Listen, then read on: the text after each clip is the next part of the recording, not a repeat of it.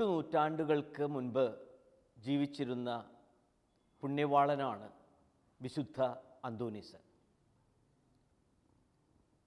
1231 June മാസം 13-ാം തീയതി 35-ാമത്തെ വയസ്സിൽ അദ്ദേഹം മരണമടഞ്ഞു. തൊട്ടടുത്ത വർഷം 1232 മെയ് മാസം 30-ാം തീയതി അദ്ദേഹത്തെ അൾത്താരയുടെ വണക്കത്തിലേക്ക് ഉയർത്തി വിശുദ്ധനായി പ്രഖ്യാപിക്കപ്പെട്ടു. പാതുവായിലെ വിശുദ്ധ അന്തോനീസിൻ്റെ ആ ബസിലിക്കയുടെ പ്രധാന അൾത്താരയ്ക്ക് സമീപം സൈഡ് ഓൾട്ടറിൽ, പാർശ്വ അൾത്താരയിൽ വിശുദ്ധ അന്തോനീസിൻ്റെ അഴുകാത്ത നാവ് ഒരു അരുളിക്കയിൽ സൂക്ഷിച്ചിരിക്കുന്നത് അവിടെ വരുന്ന തീർത്ഥാടകരെ പ്രത്യേകം ആകർഷിക്കുന്നു. ഈ അഴുകാത്ത നാവിനെ പറ്റി വിശുദ്ധ ബൊനവെന്തൂര പറഞ്ഞിട്ടുള്ളത്, ഭാഗ്യപ്പെട്ട നാവേ, നീ എത്ര ദിവ്യസ്തുതികൾ പാടി എന്നാണ്. തീർച്ചയായും വിശുദ്ധ അന്തോനീസിൻ്റെ ആ നാവ് ദൈവവചനം വായിക്കുന്നതിനും പ്രഘോഷിക്കുന്നതിനും ദിവ്യസ്തുതികൾ ആലപിക്കുന്നതിനും ആയിട്ടാണ് ഉപയോഗിച്ചിരുന്നത്. അങ്ങനെ ദിവ്യസ്തുതികൾ ആലപിക്കുന്ന, ദൈവവചനം പ്രഘോഷിക്കുന്ന നാവ് ഇപ്പോഴും അഴുകാതെ തുടരുന്നു. നാം ജീവിക്കുന്നത് മാധ്യമങ്ങളുടെ ഒരു വിസ്ഫോടനം നടക്കുന്ന കാലഘട്ടത്തിലാണ്. വിവിധ തരത്തിലുള്ള സാമൂഹ്യ സമ്പർക്ക മാധ്യമങ്ങൾ സമൂഹത്തിൽ ഏറെ പ്രചാരം സിദ്ധിച്ചിരിക്കുന്നു. ഒരു മൊബൈൽ ഇല്ലാത്ത മനുഷ്യരാരെങ്കിലുമുണ്ടോ? അല്ലെങ്കിൽ മൊബൈൽ ഉപയോഗിക്കാത്ത വല്ലവരുമുണ്ടോ? അങ്ങനെ സാമൂഹ്യ സമ്പർക്ക മാധ്യമങ്ങളുടെ ഈ കാലഘട്ടത്തിൽ വിശുദ്ധ അന്തോനീസിനെ പറ്റി നാം ഓർക്കുക.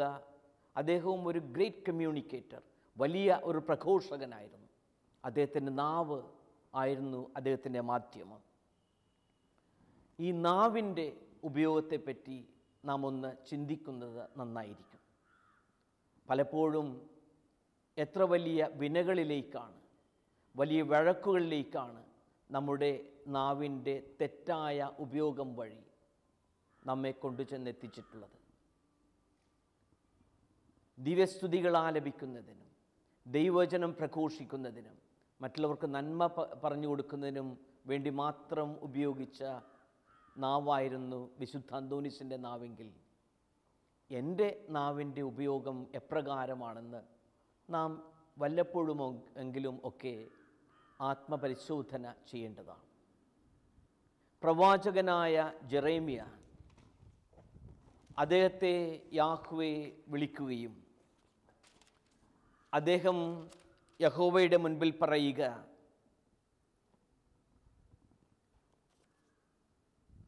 ദൈവമായ കർത്താവേ, ഞാൻ കേവലം ബാലനാണ്, സംസാരിക്കാൻ എനിക്ക് പാടവമില്ല. അപ്പോൾ ദൈവം യഹോവ പറയുക, എൻ്റെ വചനങ്ങൾ നിൻ്റെ നാവിൽ ഞാൻ നിക്ഷേപിച്ചിരിക്കുന്നു. ജെറമ്യാ പ്രവാചകന്റെ പുസ്തകം 1-ാം അധ്യായം 9-ാം വാക്യം, എൻ്റെ വചനങ്ങൾ നിൻ്റെ നാവിൽ നിക്ഷേപിച്ചിരിക്കുന്നു. അങ്ങനെ ആ പ്രവാചകൻ തൻ്റെ ജീവിതത്തിൻ്റെ എല്ലാ ഊർജവും ഉപയോഗിക്കുക, ജനങ്ങൾക്ക് നന്മ പറഞ്ഞു കൊടുക്കുവാൻ, സമൂഹത്തിൽ നീതി കൊണ്ടുവരുവാൻ, ദൈവവചനം പ്രഘോഷിക്കുവാനുമാണ്. പുതിയ നിയമത്തിൽ യാക്കോബിൻ്റെ ലേഖനം 3-ാം അധ്യായം ഏറെ ശ്രദ്ധേയമാണ്.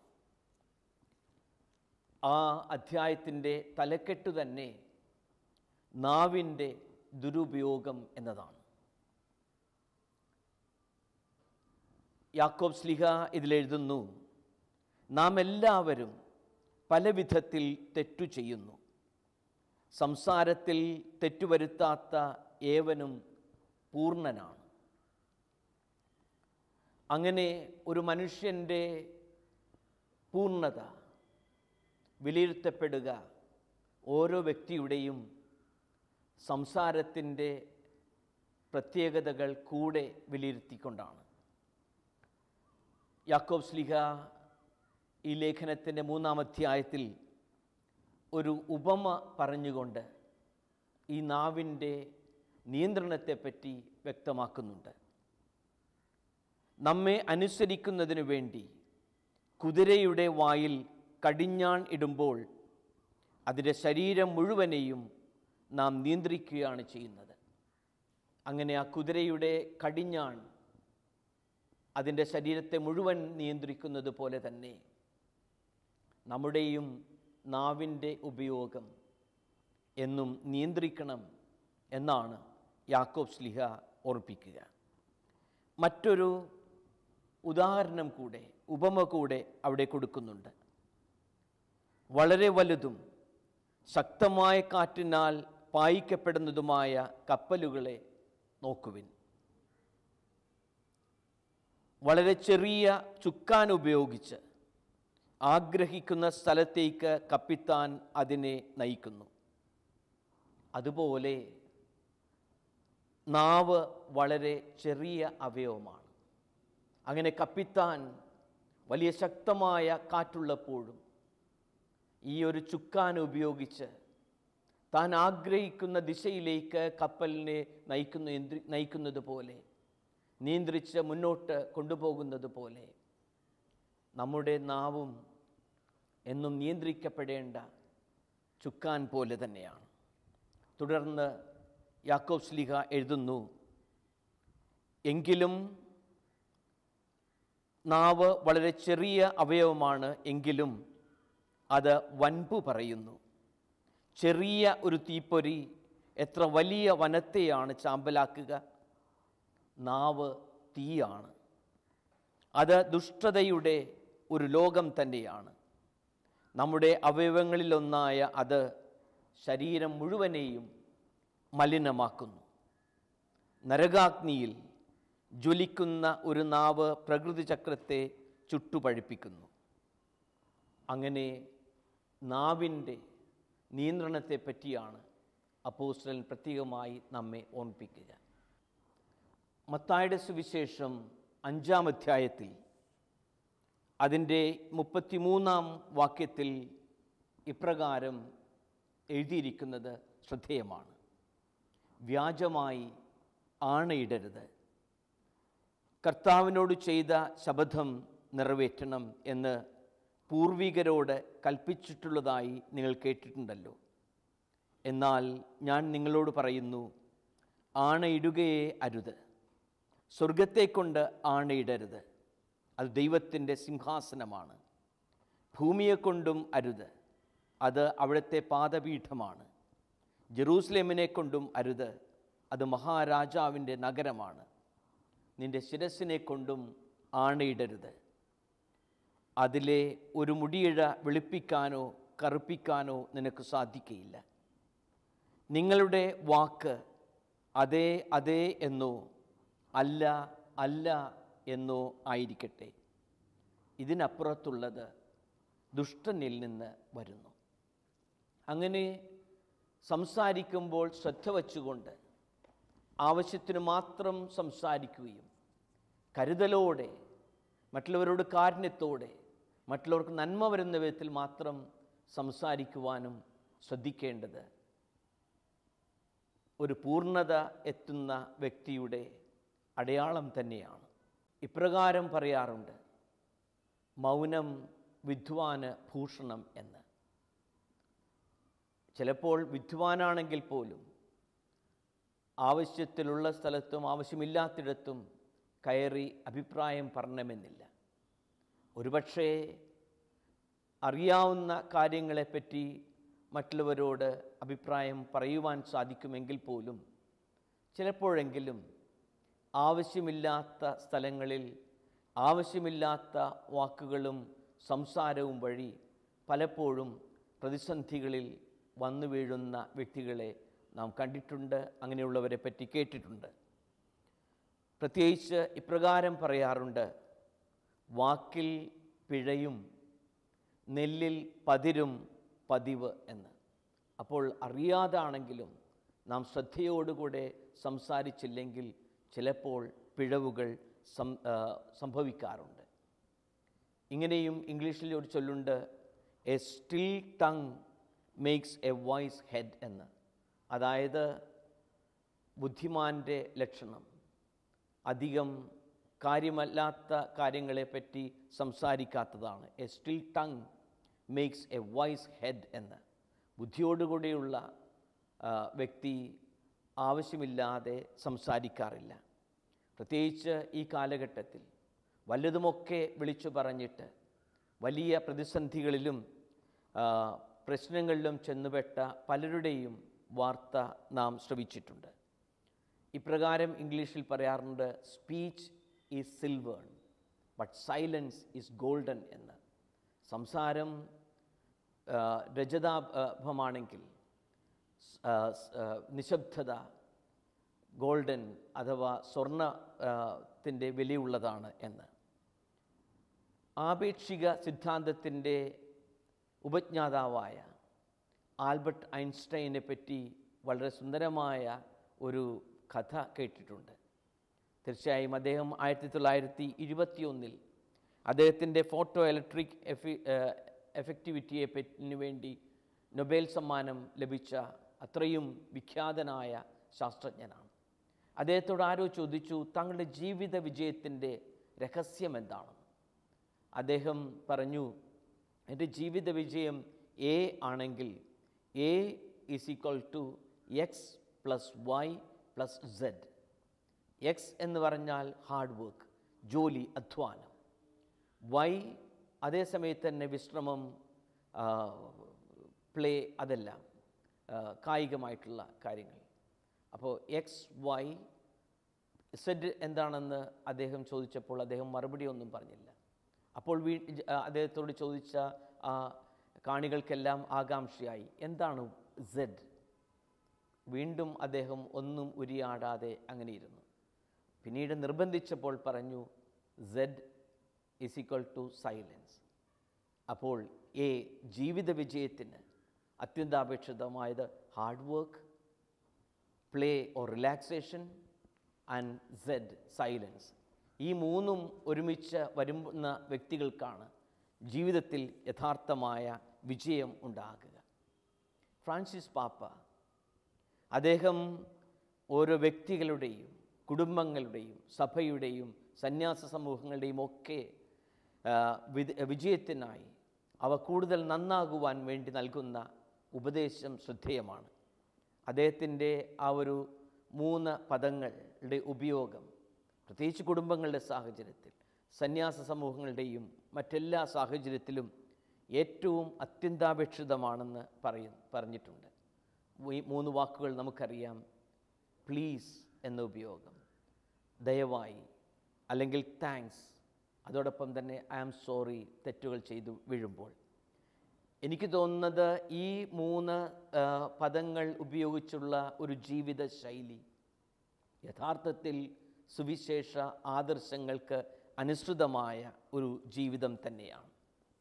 പ്ലീസ് എന്ന ആ പദവും ദയവായി, പ്രത്യേകിച്ച് കുടുംബ സാഹചര്യത്തിൽ ഭാര്യ ഭർത്താവിനോടും തിരിച്ചും, മാതാപിതാക്കൾ മക്കളോടും മക്കൾ മാതാപിതാക്കളുടെ ബന്ധത്തിൽ, ഒരു ബിഷപ്പ് എന്ന നിലയ്ക്ക് മറ്റു വൈദികരോടോ മറ്റു മനുഷ്യരോടോ, ഇടവകയിൽ ഒരു വൈദികൻ തൻ്റെ വിശ്വാസികളോട്, സമൂഹത്തിൻ്റെ സാഹചര്യങ്ങളിൽ ഇപ്രകാരം ദയവായി കാരുണ്യത്തോടുകൂടെ ഉള്ള ഒരു സഭാ സംവിധാനമാണെങ്കിൽ തീർച്ചയായും സഭയിലുള്ള ഈ ഇടപെടലുകളും പരസ്പരമുള്ള ബന്ധങ്ങളും കുറേ കൂടെ മെച്ചപ്പെട്ടു പോകുവാൻ സാധിക്കും. യഥാർത്ഥത്തിൽ ഫ്രാൻസിസ് പാപ്പ ഈ ഒരു വാക്ക് പറയുമ്പോൾ പ്രത്യേകിച്ച് ദൈവരാജ്യ സംസ്ഥാപനത്തിന് അത്യന്താപേക്ഷിതമായ ഒരു എളിമയുടെ ജീവിത ശൈലി നാം സ്വീകരിക്കുന്നതിൻ്റെ അടയാളമായിട്ടാണ് ഈ ഒരു പദം ഉപയോഗിക്കുക. പ്രത്യേകിച്ചത് മനസ്സിൽ തട്ടി ആത്മാർത്ഥതയോടുകൂടെ നാം മറ്റുള്ളവരോട് ഒരുപക്ഷെ ഒരു ചെറുപുഞ്ചിരിയോടുകൂടെ നാം അത് അപ്രകാരം ആവശ്യപ്പെടുമ്പോൾ ആ കേൾവിക്കാരനും ആ പരസ്പരമുള്ള ബന്ധങ്ങൾക്കും വളരെയേറെ വ്യത്യാസം സംഭവിക്കുന്നത് കാണാം. അതേപോലെ തന്നെ രണ്ടാമത്തെ പദമാണ് നന്ദി എന്നത്. പലപ്പോഴും നാം അത് പറയുവാൻ വിട്ടുപോകാറുണ്ട്, മടി കാണിക്കാറുണ്ട്. ഒരുപക്ഷെ ഉള്ളിൽ ചിലപ്പോൾ അത് ഉണ്ടെങ്കിൽ പോലും അത് പ്രകടിപ്പിക്കാറുമില്ല. ഒരു പാരിതോഷികം ഭംഗിയായ വർണ്ണക്കടലാസിൽ പൊതിഞ്ഞു വെച്ച് എന്നാൽ അത് കൊടുക്കാതിരിക്കുന്നത് പോലെയുള്ള ഒരു കാര്യമാണ് നാം പലപ്പോഴും ഈ താങ്ക്സ്, നന്ദി എന്ന് മറ്റുള്ളവരോട് പറയാതിരിക്കുകയാണെങ്കിൽ. അവരോട് അവർ ചെയ്ത ആ കാര്യങ്ങൾക്ക് കടപ്പാട്, മറ്റുള്ളവരോടുള്ള ആ സ്നേഹത്തിൻ്റെ ഓർമ്മ, ഇതെല്ലാമാണ് ആ വാക്കുകൾ ഓർമ്മിപ്പിക്കുക. കടപ്പാടോടുകൂടിയുള്ള ഒരു ജീവിതമാണ് മനുഷ്യൻ്റേത് ഈ മണ്ണിൽ. മാതാപിതാക്കളോടുള്ള കടപ്പാട്, നമ്മുടെ അധ്യാപകരോട്, ഗുരുഭൂതരോടുള്ള കടപ്പാട്, സമൂഹത്തിൽ മറ്റു വ്യക്തികളോടുള്ള കടപ്പാടുകൾ, ഈ ഒരു നന്ദിയുടെ പ്രകടനം എന്നും നമുക്ക് അത്യന്താപേക്ഷിതമാണ്. ദൈവത്തോടുള്ള നന്ദി, ഗുരുഭൂതരോടുള്ള നന്ദി, മാതാപിതാക്കളോടുള്ള നന്ദി, മറ്റ് സഹപ്രവർത്തകരോടും സഹജീവികളോടുമുള്ള നന്ദി, ഇതാണ് നമ്മുടെ എല്ലാം ജീവിതത്തിൻ്റെ ആത്യന്തിക. പലപ്പോഴും ഈ ഒരു താങ്ക്സ്, നന്ദിയോടുകൂടിയുള്ള ആ നന്ദി പ്രകടനം നാം മറ്റുള്ളവരുടെ അസ്തിത്വത്തെ, അവരുടെ സമൂഹത്തിലേക്കുള്ള കോൺട്രിബ്യൂഷനെ നാം റെക്കഗ്നൈസ് ചെയ്യുകയാണ്, അവരെ അംഗീകരിക്കുകയാണ്. അങ്ങനെ ഒരു പ്രോത്സാഹനത്തിൻ്റെ, പരസ്പര ധാരണയുടെ ഒരു അന്തരീക്ഷം അവിടെ സംജാതമാകുകയാണ്. താങ്ക്സ് എന്ന് പറയുമ്പോൾ അഥവാ എന്തെങ്കിലും പോരായ്മകൾ വന്നിട്ടുണ്ടെങ്കിൽ അവയെപ്പറ്റിയുള്ള അവബോധം എനിക്കുണ്ട് എന്നുള്ളതും എല്ലാം നമ്മോട് മനസ്സിൽ ഓർപ്പിക്കുകയാണ്. ഫ്രാൻസിസ് പാപ്പ പറയുന്ന മൂന്നാമത്തെ വചനം ക്ഷമിക്കുക, ഐ ആം സോറി എന്നുള്ളതാണ്. പലപ്പോഴും നാം അറിഞ്ഞും അറിയാതെയും നമ്മുടെ സംസാരം വഴി, സമീപനം വഴി, പെരുമാറ്റം വഴി മറ്റുള്ളവരെ മുറിപ്പെടുത്താറുണ്ട്, നൊമ്പരപ്പെടുത്താറുണ്ട്. അങ്ങനെ എൻ്റെ സംസാരം നിന്നെ മുറിപ്പെടുത്തിയിട്ടുണ്ടെങ്കിൽ, നിനക്ക് നൊമ്പരമായിട്ടുണ്ടെങ്കിൽ അതിനോടുള്ള ക്ഷമയാണ് നാം എപ്പോഴും ചോദിക്കേണ്ടത്. I am sorry. തീർച്ചയായിട്ടും ഒരു എളിമയുടെ, വിനയത്തിൻ്റെ, മറ്റുള്ളവരോടുള്ള അംഗീകാരത്തിൻ്റെ ഒക്കെ ഓർമ്മയാണ് അത്. ഇപ്രകാരം ഫ്രാൻസിസ് പാപ്പ പറയുന്ന ഈ 3 വാക്കുകൾ, please, thanks, I am sorry, ദയവായി, നന്ദി, എന്നോട് ക്ഷമിക്കണമേ എന്നുള്ള ഈ പദത്രയങ്ങൾ നമ്മുടെ അനുദിന ജീവിതത്തിൻ്റെ ജീവിതശൈലിയായി മാറ്റുമ്പോൾ തന്നെ നമ്മുടെ ബന്ധങ്ങൾക്ക്, മറ്റുള്ളവരോടുള്ള ഇടപെടലുകൾക്ക് വളരെയേറെ വ്യത്യാസം വരുന്നതായി നമുക്ക് അനുഭവവേദ്യമാകും. ഒരുപക്ഷെ നമ്മുടെ പ്രത്യേക സംസ്കാരത്തിൻ്റെ പശ്ചാത്തലത്തിൽ ഇത് പലപ്പോഴും ഉപയോഗിക്കാതെ പോയിട്ടുണ്ട്. ചിലപ്പോൾ അതൊരു കൃത്രിമമായി കണക്കാക്കുന്ന വിധത്തിലുമായിട്ടുണ്ട്. പക്ഷേ ഈ വാക്കുകൾ ഉൾക്കൊള്ളുന്ന ആ ആശയങ്ങൾ നമ്മുടെ ശാരീരിക ബോഡി ലാംഗ്വേജിൽ നിന്നും, ശാരീരിക ഭാഷയിൽ നിന്നും, ശരീരത്തിൻ്റെ ഭാഷയിൽ നിന്നും മറ്റുള്ളവരോടുള്ള ഇടപെടലുമൊക്കെ പ്രകടമാക്കുമ്പോൾ ഈ ബന്ധം കൂടുതൽ മനോഹരമായി മാറുന്നതായിട്ട് കാണാം. ഈ സംസാരത്തിൻ്റെ, നമ്മുടെ നാവിൻ്റെ ഉപയോഗത്തിൻ്റെ പശ്ചാത്തലത്തിൽ ഈ ആധുനിക കാലഘട്ടത്തിൽ ഇത്രയധികം പേർ മൊബൈൽ ഉപയോഗിക്കുമ്പോൾ, പ്രത്യേകിച്ച് പൊതു സ്ഥലങ്ങളിൽ, ഒരുമിച്ച് യാത്ര ചെയ്യുന്ന ട്രെയിനിൽ, അല്ലെങ്കിൽ ഒരുമിച്ചുള്ള ബസ്സിൽ, പൊതു ഓഫീസുകളിലൊക്കെ നാം അനിയന്ത്രിതമായ സ്വരത്തിൽ ഈ മൊബൈലിൽ സംസാരിക്കുമ്പോൾ അത് മറ്റുള്ള പലർക്കും അരോചകമാണെന്ന് നാം ചിന്തിക്കാറില്ല, അതിന് നാം പരിഗണിക്കാറുമില്ല. ദേവാലയത്തിൻ്റെ പരിസരത്തിൽ വെച്ച്, ഏതെങ്കിലും ഒരു മീറ്റിങ്ങിൻ്റെ സമയത്ത്, നാടകത്തിൻ്റെ സമയത്ത്, സിനിമാശാലകളിൽ, അങ്ങനെയുള്ള അവസരത്തിലൊക്കെ പെട്ടെന്ന് വലിയ സ്വരത്തിൽ ഈ മൊബൈലിൻ്റെ റിംഗ് ടോൺ വരികയും മറ്റുള്ളവർക്ക് അരോചകമാകുന്ന വിധത്തിൽ, മറ്റുള്ളവർക്ക് അവരുടെ ശ്രദ്ധ തിരിച്ചുവിടുന്ന വിധത്തിൽ നമ്മുടെ സംസാരവും കൂടുതൽ ശ്രദ്ധിക്കേണ്ട ആവശ്യമുണ്ട്. ചില സമയത്ത് മറ്റുള്ളവർ നമുക്കായി കാത്തു നിൽക്കുമ്പോൾ നമ്മുടെ മൊബൈലിലുള്ള കൂടുതൽ നീണ്ട സംസാരവും മറ്റുള്ളവർക്ക് പ്രയാസമായി തീരും എന്ന് ചിലപ്പോഴെങ്കിലും നാം ശ്രദ്ധിക്കാറില്ല. അതോടൊപ്പം തന്നെ മറ്റുള്ളവർ പറയുന്നതിനോടുള്ള നമ്മുടെ പ്രതികരണവും ഈ ഒരു പശ്ചാത്തലത്തിൽ ശ്രദ്ധിക്കേണ്ടതാണെന്ന് എനിക്ക് തോന്നുന്നു. ചിലപ്പോൾ നാം വെട്ടിമുറിച്ച് അവരെ താഴ്ത്തി കെട്ടിക്കൊണ്ട് പറയാറുണ്ട്, നിങ്ങൾ പറയുന്നത് പരമ മണ്ടത്തരമാണ്, വിഡ്ഢിത്തരമാണ് എന്നൊക്കെ. പക്ഷേ ആ കാര്യം തന്നെ അല്പം കൂടെ നല്ല രീതിയിൽ മറ്റുള്ളവർക്ക് വേദന കൊടുക്കാത്ത വിധത്തിൽ, അതേസമയത്ത് തന്നെ ആ ബന്ധങ്ങൾ മുറിപ്പെടുത്താത്ത വിധത്തിൽ നമുക്ക് വേണമെങ്കിൽ പറയാം. താങ്കൾ പറഞ്ഞ ആശയം തീർത്തും ശരി തന്നെയോ എന്ന് എനിക്ക് സംശയമുണ്ട് എന്നുള്ള വിധത്തിലോ ഒക്കെ പറയുമ്പോൾ, ആ ആദ്യം പറഞ്ഞ വിധത്തിൽ നിങ്ങൾ പറയുന്നത് വിഡ്ഢിത്തമാണ്, നിങ്ങൾ പറയുന്നത് തീർത്തും തെറ്റാണ് എന്നുള്ള വിധത്തിലുള്ള അറുത്തുമുറിച്ച ശൈലികൾ നിന്നും വ്യത്യസ്തമായ ഒന്നായിരിക്കും പ്രത്യേകിച്ച് ആ കേൾവിക്കാരന് ലഭിക്കുക. ഈ അവസരത്തിൽ പ്രത്യേകിച്ച് നമ്മുടെ സംസാരം വഴി മറ്റുള്ളവരെ മുറിപ്പെടുത്തുന്നുണ്ടെങ്കിൽ, നമ്മുടെ നാവിൻ്റെ ദുരുപയോഗം വഴി മറ്റുള്ളവർക്ക് പ്രയാസം കൊടുക്കുന്നുണ്ടെങ്കിൽ, തീർച്ചയായും ഇത് ഒരു ആത്മശോധനയുടെ അവസരം കൂടെയാണ്. പലപ്പോഴും ആത്മസംയമനമില്ലാതെ പെട്ടെന്നുള്ള വികാരത്തള്ളലിൽ നമ്മുടെ സംസാരം മറ്റുള്ളവർക്ക് പ്രയാസം കൊടുക്കുന്ന അവസരമായിട്ടുണ്ടെങ്കിൽ നാം തീർച്ചയായും ക്ഷമ ചോദിക്കണം. ഐ ആം സോറി, ഫ്രാൻസിസ് പാപ്പ ഓർപ്പിക്കുന്നത് പോലെ. അതോടൊപ്പം തന്നെ നമ്മൾ തെറ്റുതിരുത്തുവാനുള്ള ഒരു മനോഭാവം കാണിക്കണം. ഓരോ ദിവസവും വൈകുന്നേരം ശാന്തമായിരുന്ന് നാം അന്നത്തെ ആ ദിവസത്തെ നമ്മുടെ മറ്റുള്ളവരോടുള്ള സംസാരം, മറ്റുള്ളവരോടുള്ള ഇടപെടൽ എപ്രകാരമായിരുന്നുവെന്ന് ഒന്ന് ആത്മപരിശോധന ചെയ്ത് കൂടുതൽ മെച്ചപ്പെട്ട ഒരു ജീവിതത്തിനു വേണ്ടി തീരുമാനമെടുക്കേണ്ടതും നല്ലതാണ്. കാരണം വിലയിരുത്തി മുന്നോട്ട് പോകുന്ന ജീവിതങ്ങൾ തന്നെയാണ് കൂടുതൽ വിലയുറ്റ ജീവിതം. ഞാൻ ആരെയൊക്കെ ഞാൻ മുറിവേൽപ്പിച്ചു എൻ്റെ സംസാരം വഴി, ആരെയൊക്കെ ഞാൻ എൻ്റെ വാക്കുകൾ കൊണ്ട് പഴിചാരി നൊമ്പരപ്പെടുത്തി, ഇതെല്ലാം നാം നമ്മോട് തന്നെ ചോദിക്കുകയും അങ്ങനെ കൂടുതൽ നമ്മുടെ സംസാരം മെച്ചപ്പെടുത്തുകയും വേണം. തീർച്ചയായും നമ്മെ മറ്റുള്ളവർ പെട്ടെന്ന് നമ്മുടെ സംസാരം വഴി വിലയിരുത്തും. ഇപ്രകാരമുള്ളൊരു സംസ്കൃത ശ്ലോകമുണ്ട്: കാക കൃഷ്ണ പിക കൃഷ്ണ കോ ഭേദ പിക കാകായ വസന്തകാലേ സംപ്രാപ്തേ കാക കാക പിക പിക എന്ന്. അതായത് കാക്ക കറുത്തതാണ്, പികം കുയിലും കറുത്തതാണ്. പെട്ടെന്ന് ഇവ തമ്മിലുള്ള വ്യത്യാസം തിരിച്ചറിഞ്ഞില്ലെങ്കിലും വസന്തകാല സംപ്രാപ്തേ, അതായത് വസന്തം വരുമ്പോൾ കുയിൽ അതിമധുരമായി